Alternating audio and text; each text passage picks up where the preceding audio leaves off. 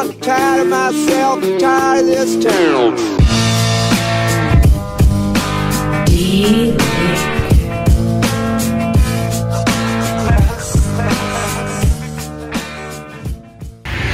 Eminent Waste of Time, episode 106, brought to you by CW Motorsports. I'm Chad, and Doug's out riding the Batmobile bike right now. Just wanted to record the quick intro. We're going to fill you guys in on what happened. We just got done recording a Sunday Drive episode. You guys will see some of that. And I think Doug and I are going to come back and do a little bit of a discussion thing here in just a minute. So, yeah, hope you guys enjoy some of what goes on. Oh, there's some footage also of last night of us setting up. So you get to see some of that. We walk the track a little bit, put some arrows up, do stuff like that. It's a good time. We enjoy doing it. We had 4 more guys out here, so definitely check out Sunday Drive and watch the episodes that are coming up. 4 more posted lap times. See how everybody does. Not giving away anything yet to tell you what happens. You just got to watch to find out. So, enjoy. Welcome. My lens dirty. Yeah. That's better. That's better. Of course, all right. Now you can just see us better. That's not really better. If you heard that beeping, that was my pocket. It now has a session that's recording the inside of my pocket. Because it refused to record anything else. And it's beeping again. Yay! I think everybody... Well, first of all, we're out here on Friday walk instead of Sunday drive. Yeah. Arrows, staplers, and Cody's tree. Look. He heard it. It still bears the scars. That thing's probably going to be dead. Oh, it is already dead. I'm surprised it didn't come down, honestly. I thought he killed the tree. Never mind, it's already gone. So yeah, we just figured we'd show you that little gem. That needs a memorial plaque of some sort. Hold that. I gotta stop this session from beeping in my pocket. What are you doing? It doesn't know. That pocket footage is going to be gold, though. Ooh, here we go. We need a something in here. Oh, there's where it goes. What? Oh. Arrow? Arrow. That way-ish. It's still beeping. Well, it'll just be the background noise. Ignore the beepings. So we are out here at my property. I'm going to put this in my pocket so that it doesn't beep right next to the camera. Like that. And we're walking the track. So what is Sunday Drive, Douglas? Why don't you tell them? The worst web show on the planet. No, Sunday Drive is where we take the fastest, most bestest racers we know, and we stick them in the slowest, oldest buggy we have, and we let them turn 3 laps, and then we take the best of the 3 laps. Stick back so you don't have to hold it. And we post those times, and then they get imaginary internet points and bragging rights for people who don't care. That one's a turning. Yeah, it's okay, fine. We'll do turning like that. Yep. Fine, we'll point them the right direction. Whatever. More fun when we don't. So yeah, it's basically, if you've ever seen Top Gear star in a reasonably priced car, it's like that, but with UTVs. Pretty much. And it's fantastic. I think it's great. The internet would beg to differ based on our viewer count. But that's because they just don't know what's good for them. Yeah, I know it's semi-obvious, but we're going to post one anyways.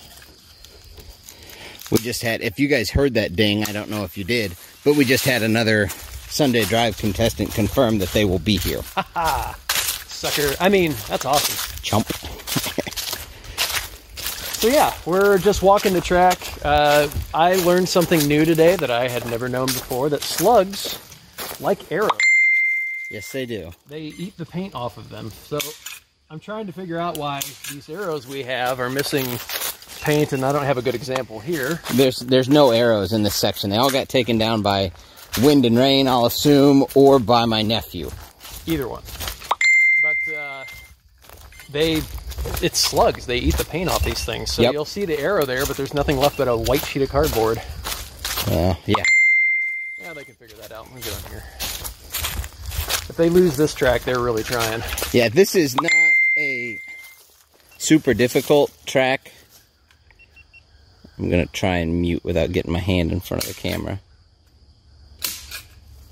There. It's not a super difficult track to navigate. You probably ought to kick these.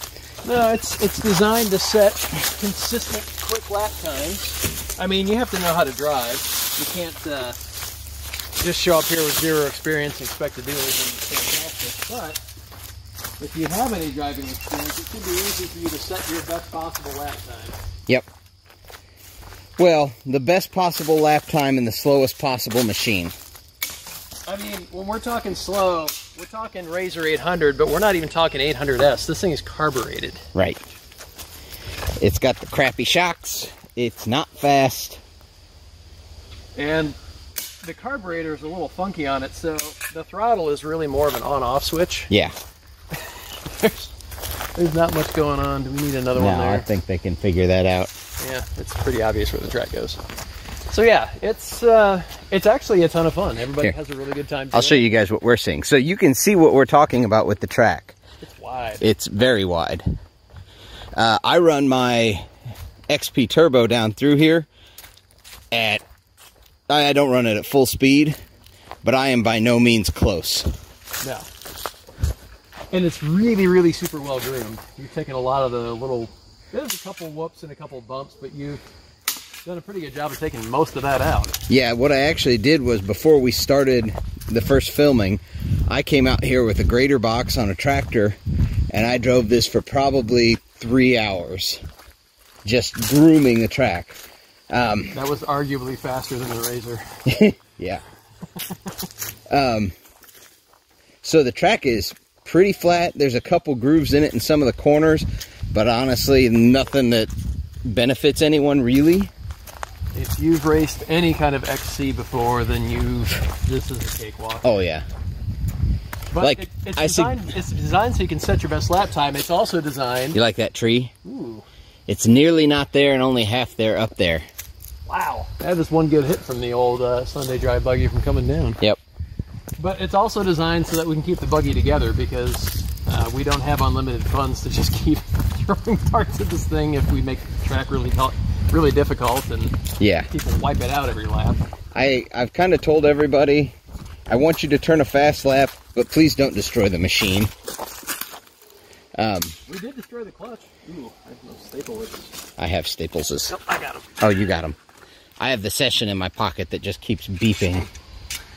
But we did destroy a clutch, but it wasn't really our fault. It was kind of junk up front. It just was old and tired. And it had we didn't realize it was an STM, but it had a bushing out of it that we didn't know, and the thing got so sideways. I sent Doug a picture of it. It basically like ate one of the rollers completely out. Yeah. And when we went to pull that thing off, it was just, you know, the center shaft coming through it was just wallowing around. Oh yeah. The clutch was doing this. It was riding on aluminum instead of the bushing that it originally had. Wrong way. You just stapled to nothing. Doug's learning to use my fancy stapler. It's all backwards. It is. Backwards in a nice way, but still, I always want to hit the wrong side of it. Yep. If only there was a big arrow to tell you which end of it to use. Yeah, that would be like that. Super helpful. So, it's a beautiful day out. I mean, especially to be, like, running. It'll be great tomorrow. Fantastic. Tomorrow's going to be a repeat, I think. Yep. It's going to be about 70 degrees as a high. We're starting early, so it's going to be kind of chilly. I would normally say that's good, but I relocated the radiator to the rear so no one's getting the heat benefits off of it. This is what separates the men from the boys. Yeah, I mean, if you're in a sweatshirt, you'll be fine. And actually, the morning will help, because there's been some dew, some heavy dew on the ground here lately. Oh. And we haven't had any rain in a long while. Here, we can show them the slug eatings. Ooh, yeah, there we go. That's what I was talking about earlier. That is not, we're under the trees here. That's not sun damage. So you see the little paint missing and stuff on that? Slugs eat it. It's crazy. Nature. What a thing.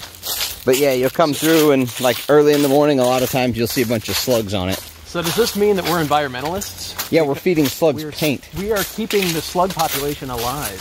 Or we're killing them off by feeding them paint. I don't know. I guess it's the same as, you know, drinking pop or eating sugar and that kind of stuff. It tastes good, but it's killing you. Maybe that's what's happening. Does paint taste good? It must taste good to slugs, I guess. Yes. No accounting for taste. No. So yeah, the track is in prime condition. It's going to be super fun, but we figured we'd give you a little bit of a behind the scenes. We're not just winging it. We're only sort of winging it. But we do at times have a plan. There was actually a lot of prep that went into this track. I mean, a lot of the trails were here, but I kind of had to cut some new intersections between two trails and stuff like that to make it to where it was a good flowing track. Yeah. And the grooming took some real time. So it's a quick track for an 800. If you haven't seen Sunday Drive already, which I don't know what you're waiting on if you're listening to the podcast, go ahead and check it out. I mean, the episodes are, I don't know, 10 minutes, 8 minutes long, something like that. Yep. Really, it's their lap, and we talk to them for a little bit at the beginning and end, but, you know, it's all about the drive. There's no fluff. One on that tree going that way. No, I'm going to point them into the pond. Okay. That way. See, there's a pond with the crane. That would be awesome. I want to see the first person that takes us up on that. Yeah, that'd be great. That might be the last Sunday Drive. Yeah, the razor's buried. We have had several people ask Chad and I to run a lap. Yes, it has been asked. And I'm not saying we won't. But we're going to wait till the end of the season after everyone else is gone, so if something terrible happens, that's on us, and we don't ruin the rest of the season. Yeah. And honestly, we just don't want to embarrass people. I mean, nobody's going to want to come out if we just beat the snot out of them, so... So kind of the great equalizer is, of course, the machine is the same for everybody. Yeah. But the other great equalizer is nobody's ever been on this track. Nope. I haven't even driven it. I've walked it, but I haven't driven it. I have driven it a lot. So I kind of do have an unfair advantage. I will admit that. Yeah, we'll give you a DNF. It'll be fine. That's fine. My times don't count anyway, so... Sure. Neither will mine, because technically I've walked it a ton and seen it a ton, so I probably have a little more advantage. Yep. Unless I get a really good time, then I'm going to totally redact all that, and I want it. So, oh, hammer. Your hammer by the beans. It's almost in the beans. Almost in the beans. So, you can see the sun setting. We're going to go ahead and sign off for this little bit and make our way back. We have to go pick up a drive belt that's about 40 or 50 miles away. Yeah.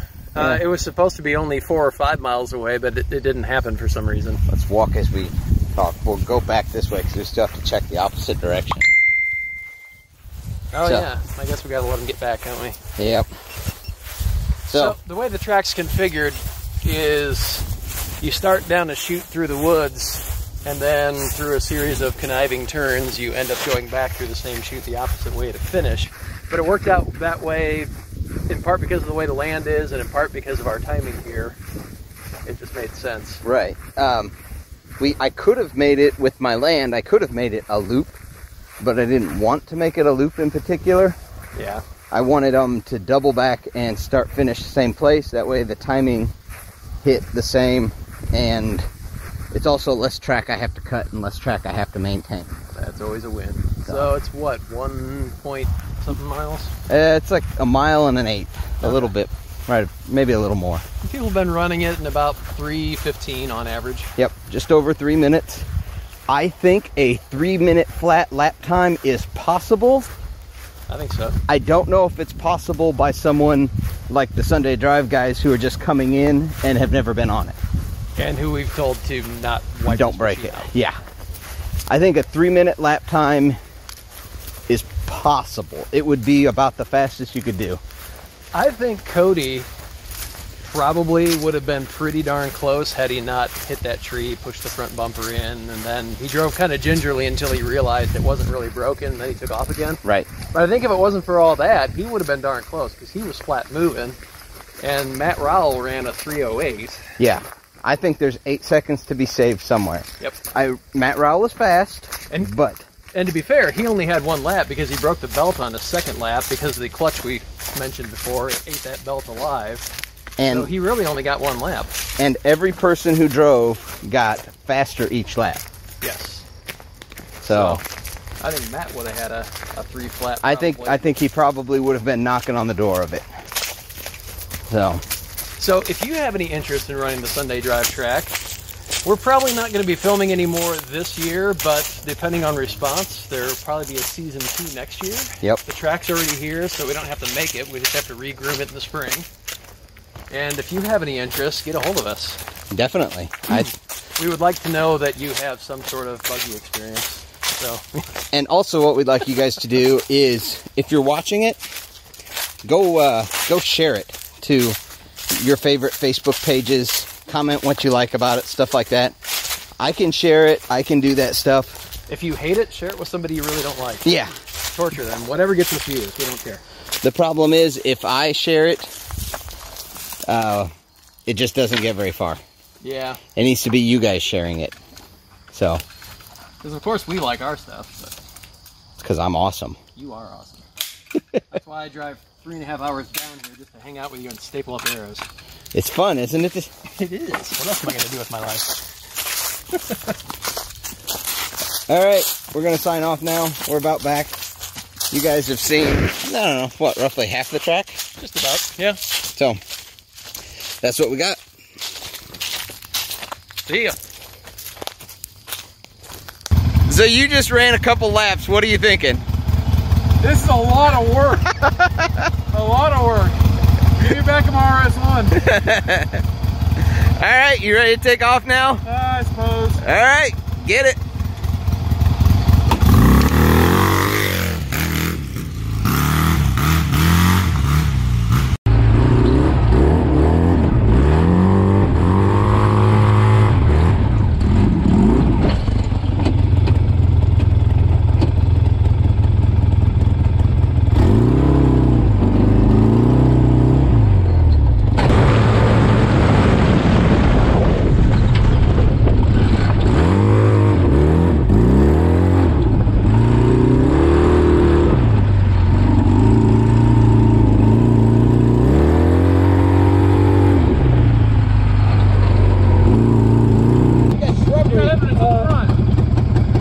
A couple beans.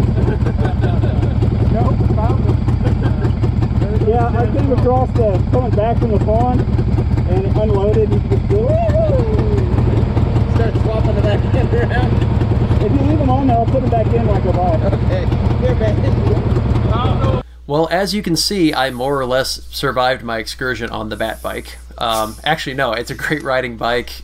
I really like what you've done with it, Chad. You've taken all the purple, ugly, old manness away from it and turned it into something I'd actually want to ride on a daily basis. I've de-old manified it. Yes. Well, it even had... So the bike was purple, but it also had... up on the front fairing, there's these kind of winglet things that you can fold in and out to, you know, direct air more or less at you. And those were like transparent purple, and it just... Yeah. It was not a particularly attractive setup when you got it. It screamed 2002 old man bike. It did. It just needed some, like, not LED, but actually neon underneath it would have been perfect. Yeah. Didn't do that. I went the stripped down route. Took everything off that I could and painted it matte black and red striped the wheels, and that's what it is. No, that thing's definitely solid. I had a nice little spin on it and might have to take it out again sometime. You're welcome to at any point. So, Sunday drive was really successful this time. I was happy. We didn't break the razor. Nobody ran it into a tree. There were some, we'll call them glancing blows, but that's just kind of par for the course when you're trying to race at speed. Right. But nobody nailed the tree. Nobody damaged anything. The belt held up the entire time. The primary and secondary both have bushings in them that are keeping them in sync with each other, as opposed to wobbling all over and breaking belts and that sort of thing. So. Yep. I don't think we took any video of that, but we did end up driving up to Indianapolis. It was, about 40 or 50 miles to where we had to go, and we had to get a belt Friday night because where we had ordered one from, it didn't make it, and all the fun stuff, so... It was that typical thing where they say, no, we showed that it arrived on the truck and it's in the store, but nobody can find it. So after 20 minutes of digging around on the shelves, we ended up having to drop back and punt and drive up to Indy to get a belt. Because we had an old one on it, but it had some wear on it. It was on that old STM clutch that we changed out. It was still intact, but we didn't know what shape it was really in. It's kind of a backup last resort belt, and we wanted to have a fresh one on there to make sure we didn't have a repeat of last time. Yeah. So we did the best we could to try and fix the things that we knew were wrong, and it seemed to have worked. I mean, the machine actually performed flawlessly. I actually got to drive it for the first time on Friday night. And it's wow. Yeah, that's something else. The funny thing is, so we're not even going to tell you what racers came out yet, and we're not going to tell you anybody's time or anything else, but pretty much all of the racers made the same comment. Is that steering really loose? I think it needs a rack or something. And I said, no, actually, I just replaced the rack. It's got new tie rods. It's like everything has been replaced. It's got new bearings. It's got new brakes. I mean, it's been rebuilt. It's got new ball joints. It's got everything new, and the front end has been replaced. And they started looking it over like there's no slop in it at all. And they all just kind of came to the conclusion they're used to power steering and quickeners and everything else. And they said it just moves so slow that it feels like it would have to have slack in it, but it actually doesn't. Yeah, I think I made the comment, it's like steering a boat where, you turn and then the boat slowly starts turning that direction kind of a second or two after you make the adjustment. That's kind of what this is like driving like. Yeah. But it, yeah, it's just a blast from the past. I mean, if you're used to a new modern machine, this is not that machine. But it really is race ready. I mean, if you were going to go racing 7 years ago and the Razor 800 was the only thing you could race, this one would be it. I mean, it's ready to rock. Right. It's got the cage, it's reinforced, radiator relocated, fully rebuilt everything, some upgraded parts where it needs them just to help it survive things, and man, it did great. I mean, I have nothing against it. I was kind of wondering if it would after the last race. I was a little nervous. Yeah. It never whimpered. I mean, other than the starter. The starter is definitely going out, or we've got a bad ground somewhere or something, because we did have to beat on it to get it to start. Yeah. Like when you have your old temperamental car and you take the snow brush and you smack the starter, that we kind of had to do that. But yeah. Well, the thing just sits. So I don't really drive it. I probably should more, but I don't drive it really until Sunday drive. Basically, like a week or so before, if everything's okay, I'll start it up, drive it around, but it just sits for like 2 months. I mean, it doesn't get started, it doesn't get moved. So I'm sure it just builds up some corrosion on the brushes and everything else of that starter. And it is what it is. Yeah. I mean, because the doors are pinned shut, so it's not like it's super convenient to get in and out. True. So, but it was fun. We were slapping that thing back together on Friday night, and I made the comment that this is the kind of stuff I had intended to do when I lived down there, so it's a good thing I moved back up north so I could come down there and work on stuff with you. Yeah. Because it wasn't happening when I was down there. No. I mean, well, you were just busy with house stuff and all that. Yeah, everything was kind of topsy-turvy, but seems to be the way it is. You make more of an effort when it's like a special deal than when it's just, I can get to it later because I live down here. Right. But it went really, really well. Everybody had a great time. Like we said, we're not going to release results. You'll have to actually watch the episodes as they come out. And I don't know if we're going to do any more this season or not. We're still debating. The weather is kind of starting to turn a little bit, but it depends what the weather does. Yeah, if we can find another weekend we can squeak in there, we'll probably try and do at least a few more. Yep. There's rumors of an all-ladies / powder puff style Sunday drive, so that could be interesting. That has to nearly be the last one. You don't have any faith they'll keep it together. They did pretty good at the race. I believe I heard stories of snapped drive shaft and broken steering wheels from that race. Yeah, but we don't have any jumps in our car, so it's fine. Don't worry about it. Is it? It's perfectly fine. I would totally trust them in a machine you owned. Sounds great. So we'll see how that goes, but definitely as the episodes come out, check them out. If you enjoy it, try and share it out. This sounds kind of pathetic, like we're begging, but the show's not doing super well, not as well as we'd hoped. So I think the podcast gets a lot more shares in terms of people just throwing it out there. So maybe if we can beg you to subscribe and share and that kind of stuff would be awesome. Right. Yeah. And if everyone hates it, we'll just stop doing it because, honestly, it's a huge time kill. I mean, we have fun doing it, but it's not for our own health. We're hoping you guys like it. Right. I mean, what you guys don't see is days of preparation before the thing actually gets there, or the day of filming actually gets there, it is like minimum 4 hours to get people through, just because there's cameras set up. We had just camera problems left and right, so I really don't know all the footage that we have yet. Yeah, we've out of everybody doing 3 laps, we probably have enough to make up 1 lap of everybody if we hodgepodge it together. It'll be fine. Yeah, no, we'll have decent coverage of it, but it's like we just had SD card errors and cameras, and it was just repeated. Now I have some spares, so we're able to chuck them in and go, but it's like I don't know if we lost footage or what happened. Yeah, so it'll be interesting. We'll know more here in a day when I start cutting stuff up. Yeah. I've started cutting up my part, and Doug is going to cut up his part, and then I'm going to mash it all together and see what happens. Sounds like we're making mashed potatoes, and there's just some sort of excretion at the end. Yes.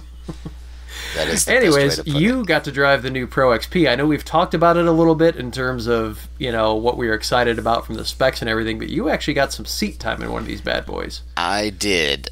It would have been last weekend, so from the time we're recording this, it was last weekend. It would have been about 10 or 11 days ago.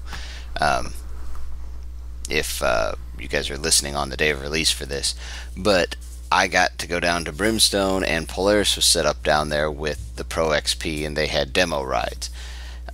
Luckily, the whole show was like dead and nobody was there, and I basically walked up and said, "When's your next demo ride?" And they gave me the time, and they said, "You are the first to sign up for it." So that amazes me, honestly. Yeah, and they said normally what they do is they put 2 drivers in a car, and it's about a 10 or 15 minute trip out to the turnaround spot, and at the turnaround spot they switch drivers. Well, there was only 2 drivers going that time, so they said, well, just each take your own car and you don't have to switch with anybody. Nice. So that was convenient for me. There were several things that I really liked about it, several things that I thought I was going to like and I ended up not liking, and several things that basically confirmed my previous thoughts that I wasn't thrilled about. So we'll kind of run through the list, I guess, in that fashion. Sure. Give us the bad first. Yeah, I was going to say, let's do it reverse. That way we're ending on a good note there.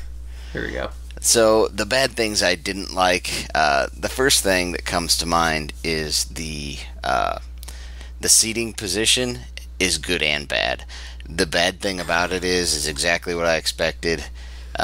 It makes seeing that front end and knowing where your front end is much more difficult. Not impossible, just much more difficult. So it's more like driving an X3 where you just have to learn the machine to know where the front is. Right, and I don't think it would be a big deal other than the fact that I was only in it for like 20 to 30 minutes, and it was a brand new machine to me, and I'd never been in one, obviously. So I was still feeling it out. Basically, all I could do was kind of square off the corners, like point the nose through. As soon as I saw the nose got through, I'm going to use this little sponge. As soon as I knew the nose got through a corner, I would make it a sharper turn to bring it around, instead of being able to kind of flatten out the corners that we did have, just to make sure I got the nose past. And you sit far enough back in the car, the seats are mounted far enough back that the rear tires are about like what mine are, relative to the seating position. So that wasn't a big deal. Okay. Let's see, some other things that were negative, and it seems to be, I've seen now that several people are having this issue. So the ride command for the suspension locked up on me, and I was unable to control it at all. That's a really big deal, honestly. Right. It wasn't good. Now, I've seen other people who've had these, and several of these people have said, okay, there's a manual switch that you can flip, and if that manual switch, it's like a rocker switch is what it's like, a 3-position momentary, or 3-position, not momentary, but a standard rocker switch. And if that rocker switch is not snapped all the way together and it's behind the dash like the connection is, it will not allow the touch screen to do it either. Oh, okay. So I don't know that was it. The engineer that was there from Polaris did confirm that it was doing that, because I told him, I was like, I was unable to control the suspension at all. And he was like, really? So he started looking at it, and the first time he turned it on, it worked fine for him. I'm like, yeah, go figure. And then he turned it off and turned it back on again, because he was legitimately trying to, see the problem. He wasn't just like, yeah, okay, this guy's just being an idiot. Yeah. He did it, and then like for the next 4 times he turned it off and on, it would do it for him. So he didn't know what the problem was. He wasn't trying to diagnose it right there, but he wanted to confirm that it was doing it and all that. So when it did that, it wouldn't report back, like on those when you hit bumps, just like the old Dynamics. When you hit bumps, it shows like the shock level goes up. So if you're riding around at a 3 and you hit a bump or something, it shows that it goes up to an 8 or something like that, because they've compressed. So it wouldn't report back any of that. It just locked up ride command. Interesting. Yep. So that wasn't good. And the other main thing that I found, now the one I was in did not have the upgraded stereo system. It did have the standard stereo system. That standard stereo system was hands down the worst thing. It's even worse than that Boss crappy one that I put in mine just to go on a trip. Wow, when I first really? got it. Oh yeah, far worse. So all of the premiums have a sound system in them, but the upgraded one is still an option on the premiums. Is that the deal? Correct. Okay. There's an upgrade you can get over it that has extra speakers, a sub, and I think they're like tower speakers that go behind you and everything else. And that's all a Rockford system in it. Yes, it's all Rockford Fosgate stuff. So in theory, that's nice, but we don't know. But Yeah. if you're going to get the stereo, sounds like you might as well do the upgrade one. Or plan to do your own upgrades. Either way, I don't know which way would be better. I don't have any experience. Well, the nice spot is, though, there's already wiring in place. There's already speakers in place. Like, there's places for speakers and stuff. So if you want to upgrade it, it's kind of like doing your car. Everything's there. The wiring's there. The power is there for the radio. You can just swap some stuff around if necessary. Right. So those are kind of the things that I found as negatives. Not gonna say they're all horrible, just like the speakers, they're not great, they're not good at all actually, but I didn't expect them to be, and there's an option to upgrade to make it better, so good enough. Sure. The sight thing, I was expecting that. So some things that I was kind of surprised by. I sat in the seat, and I like the seating position, but I hate the seats. And I had sat in the seats previously, and I thought, these are kind of neat seats. I like how they feel. After about 10 minutes, you could already feel what I'm going to call the voids in the seat, because there's like seat pads, basically, like 2 or 3 for your back and a couple for your butt. And yeah, it's important for people to picture this. It's not a normal solid back seat with maybe perforated, leather or vinyl or something like that. It literally has gaps where air is supposed to flow through to keep your back, from sweating. So picture on the back of it 3 pads vertically with a line up the middle, and then a couple intersecting lines going horizontal, and that's what he's talking about. You can start to feel those voids in there that are supposed to keep you from sweating. Right. I don't know that it kept me from sweating. It was 95 degrees out. Nothing is going to keep me from sweating when it's 95 degrees out in the sun. No. And I'm sitting in a machine riding. So I just didn't like the seat. Now, to me, that's easily overcome with a set of aftermarket seats. Sure. But I liked them far less than even my factory seats, which are still in my machine. I think they're a decent seat. I don't think they're a great seat, but they completely do their job. Mine. Now that comes with the Click 6. So if you go aftermarket seats, is that still going to be kosher the way everything's built in there? Yes, you can still do it. It's fine. You can still leave your Click 6. They're 6-point harnesses, I believe. Yeah. I suppose that's why they're Click 6, but yeah, two over the shoulders, 2 kind of at waist, and then 2 down by your thighs. Yeah, I don't like the Click 6s in my style razor. In that one, I didn't mind them; they really weren't bad. So you'd probably leave them be if you had that razor? If I wasn't racing, I would probably leave them, yes. There's no way I would leave any retractable harness if I was racing, period, hands down, no question. Sure. So if you're just trail riding, they're fine. I do leave the leg ones a little bit looser, the ones that actually go across what I'll call your lap, not your waist, and because I don't really want my legs pressed together all the time by the belt. Sure. So you kind of have to adjust them oddly. You leave your leg ones loose, your lap one you tighten, and your chest one you kind of tighten. I mean, they're retracting, but you make sure that they're adjusted well in there. So they're okay, and I'll put it that way. But the seats, there's no way. Now, I know the reason they have the seats like that is, and it kind of ties in with my next point, which is the doors. What I was surprised about by the doors was, I'm a big fan of full doors. These have, we'll call them 3/4 doors. I didn't find the need to have more door. Like, if I bought it, I probably wouldn't buy a lower door kit. Nice. Because it's really a full door up front, and it gets smaller right back by the seat. But the way they have it designed, no mud would really get in on you, and how they have it designed is it scoops the air and throws it in behind your back in conjunction with the space in that seat. So Nice. it kind of makes like little air channels for the air that's scooped in by the opening in the door to run up your back and everything and do that. Now... And there are some little voids in the doors at the very front of them, but the way the door closes, it's kind of tucked behind a panel that's basically at the back of the front fender. Right. And so, again, there's no easy access for mud to come in. It's really pretty slick how they designed those. Yeah, it's made for air movement. The $1 million question is, if I don't like the seats, but I do like the doors, which help air improvement, would I get rid of the seats knowing I would lose the air movement? Absolutely. I hated the seats that much. Fair enough. So that was kind of that. There wasn't anything else that really, I guess, surprised me. I'll move on to the things that I did like what was a bit. awesome? I definitely love the seating position. It is really exactly what I thought it was going to be, but it is a mix between what my Razor sits like and what an X3 sits like. It is just right in the middle of the two. Okay.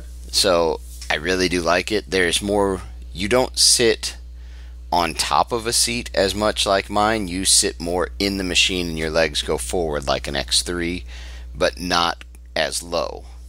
You just don't sit as low. So kind of what we expected. Right, yeah.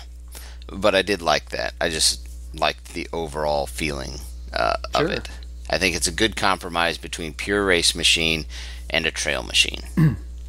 Well, it gets that center of gravity lower, which is what they were trying to do. Right. I did like the suspension on it, although I only got to feel it in comfort mode. So, I can't say it was a true test of it, and they were holding us up to where you couldn't do really any spirited riding with it. So I will say, and I've said it before on, I think, a previous podcast, I am not a fan of dynamic suspension. Even take out the fact that mine wouldn't adjust, and I know I'm the odd duck on this one, like 99% of the world loves it. I do not like the fact that, and I can feel it doing this, midway through a corner or something like that, it's adjusting on me. I don't like that. I want it to be predictable.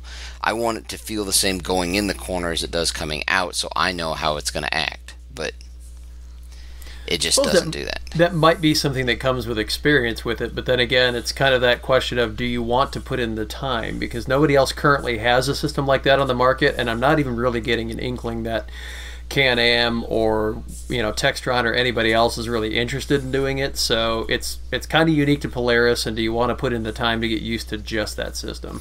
My feeling on it is, and this is my feeling from having been in Steve's, having driven Steve's a little bit, and this and a few others that I've kind of been around, it's much more akin to anti-lock brakes.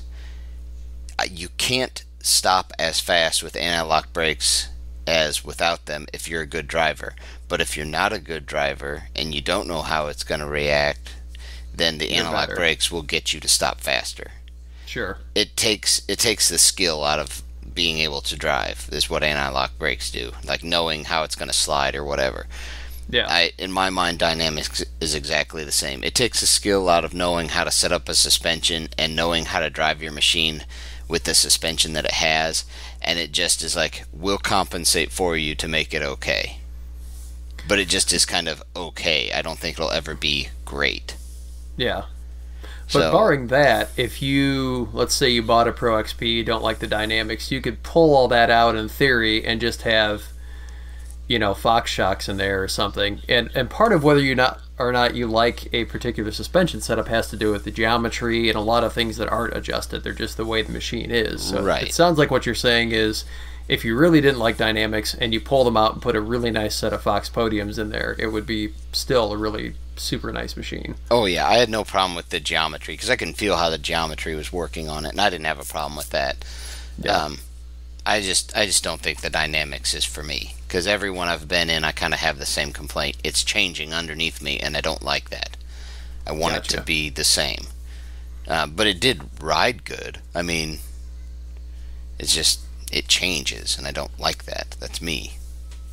I absolutely do love the telescoping steering wheel. That is nice. More so than I thought I would. Like, I thought that's going to be nice to have, and kind of put it in the, I guess I would have put it in the category of nice creature comfort. And then I sat in there and pulled the wheel close to me like I like for a race machine and everything else. And I was like, oh yeah, this is much better. Because as I was talking to the Polaris rep about it after the fact, I said, what's really nice about it is when we set up race machines for ourselves with steering wheels and everything, it's almost a guess. You know, you kind of, okay, how close do I want it? I'll order parts. Oh, it's too close.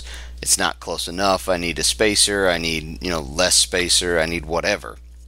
This is, you hop in it and you pull it to where it's comfortable. You lock it in and you're good. I mean, it's there and you're done. Nice. And then if somebody else is driving it, they put it where they want, and it's good, and it's done, and you don't have to worry about it. What does your butt dyno tell you about the factory stock horsepower of this one with the gearing, which is more like a 2016, where it's, a little bit different than the 18 pluses? Now, I know yours has a tune, so you're putting out more horsepower, so that's what I'm curious what you think about yours with a tune versus this thing basically stock and a different gearing setup. We didn't get to do a whole lot of, like I said, spirited riding with it just because they held us back on purpose, which I understand. Oh. I would say it is 3/4 of the machine that mine is. It's much faster than, well, it's not much faster. It's faster than mine was stock. It's slower than mine is with the Stage 3 tune. It does not have, we've talked about mine before as almost a freakish machine where it's just a wildly quick one. But, and the tune I have, it is set up this way where it's normal feeling throttle up to a certain RPM and then it just lights up and comes alive. This one does not do that. It is a very linear, steady pull of power from down low all the way up. And which I think is more of what they wanted, because they really made a point about talking about the better mid-range 20 to 40 mile an hour setup. Right.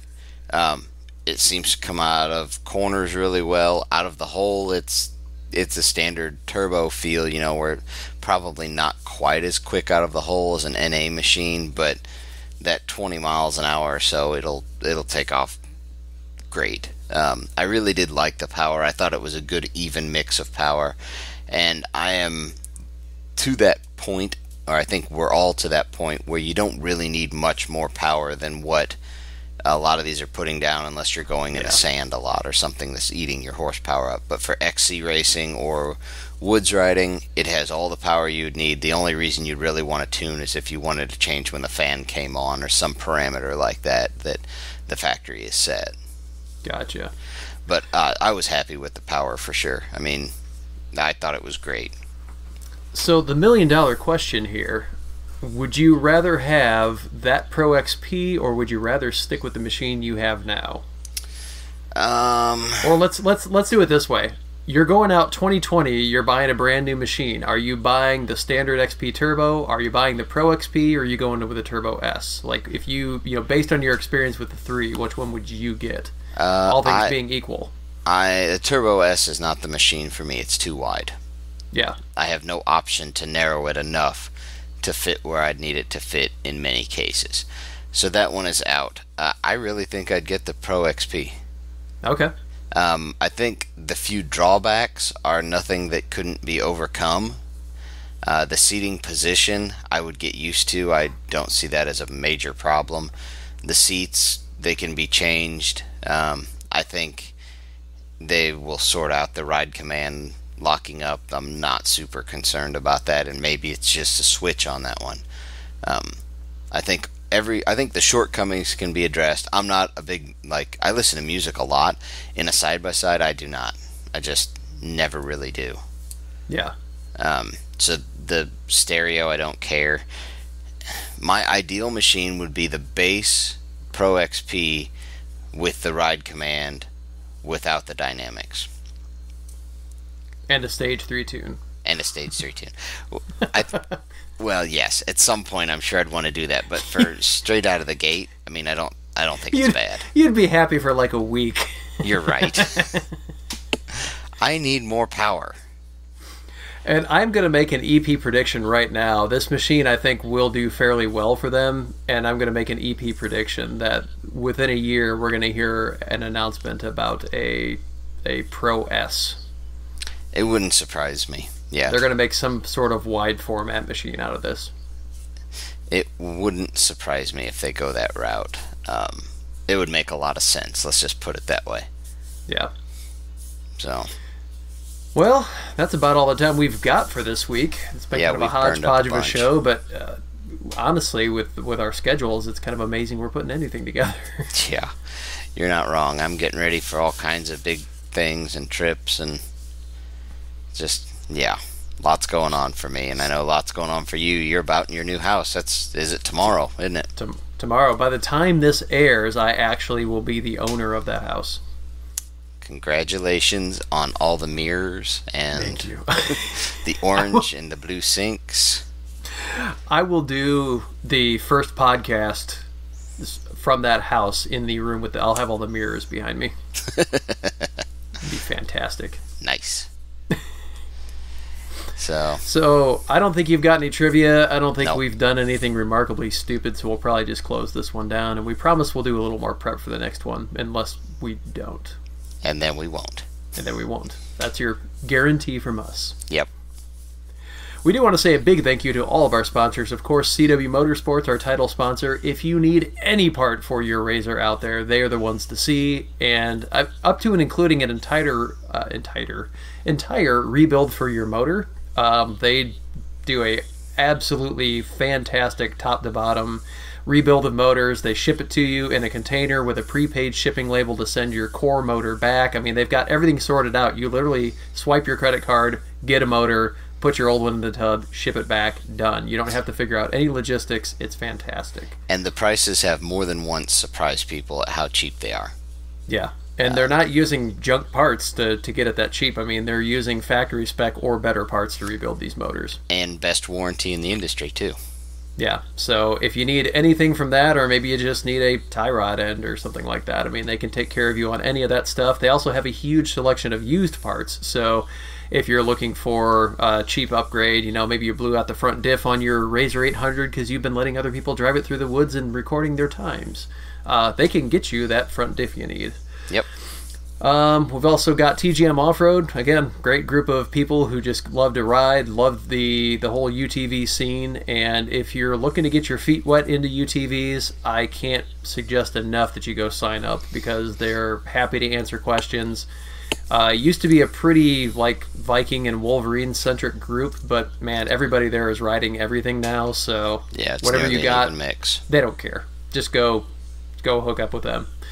Also, Spang's Fab, if you need some heavy-duty upgrade parts for your Razor or whatever other machine you've got, he can get you raised lower control arms, or radius rods for the back, or he can build you a full race cage, whatever you need. Spang's Fab, definitely the one to talk to about any of that stuff. Yep. And also Watch Communications, who is hosting this fantastic podcast you're watching right now. They also do internet service for the rural parts of Indiana and Ohio, and I think they're into Illinois a little bit now. If you want free hosting, you can get 1 month for free by putting in the code Waste of Time, all lowercase with no spaces, and then they've got pretty reasonable rates for hosting continuing from there on out. You can find us on the web at eminentperformance.com. You can find us on Facebook /Eminent Racing, on Instagram /Eminent Racing, and you can find the video version of this podcast on YouTube. Just go to youtube.com/Eminent Performance. We know we've got different names, but somebody owns Eminent Performance on a couple places, and we just can't get that name because they want a fortune for it for some reason. And I'm not paying them for it. And we're not paying, unless we start making millions of dollars doing this, and then we'll talk. Yeah. You can find the audio version on Google Play, Stitcher, iTunes, iHeartRadio, Podcast Addict. Pretty much anywhere you find podcasts, we're probably floating around out there and polluting the internet waves. Yep. If you do really like what you're seeing right here, please subscribe. So there's a little subscribe button underneath the video over on the right-hand side. And once you subscribe, there'll be a little bell. If you click on that bell, it will tell you when there's a new one available on YouTube. Yep. If you get this on iTunes or Google Play or something like that, please leave us a review, because that really definitely helps spread the word and keeps our viewership growing. We've been slow but steady, but every week we get a few more people interested, so we're pretty happy that we're continuing to pollute the internet airwaves. Yep. Or internet waves, or whatever that would be. Interwaves. Interwaves. The interwaves are polluted by us. So, yeah, anything I'm forgetting there? Nope, I think we're good from there. The whole spiel. Yeah. All right, and no matter how you've wasted an hour of your week, thanks for riding along with us. Thanks, guys. Tired of screwing up, tired of going down, tired of myself, tired of this town.